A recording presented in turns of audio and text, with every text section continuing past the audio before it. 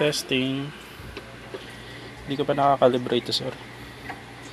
Meron ng 1 kilo. May mga test weight. 1 kilo. Sobra na 10 grams. Plus 500 grams. Plus 500 grams. 2 kilos yan.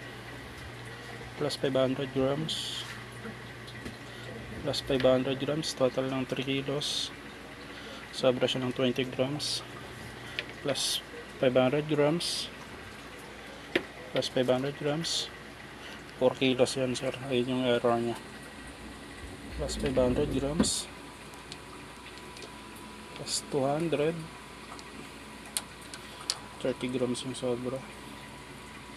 Plus 100. Plus 100. Plus 100. 5 kilos yan, sir. Ayan. 35 grams yung error nya. Overload na siya. Calibrate po natin.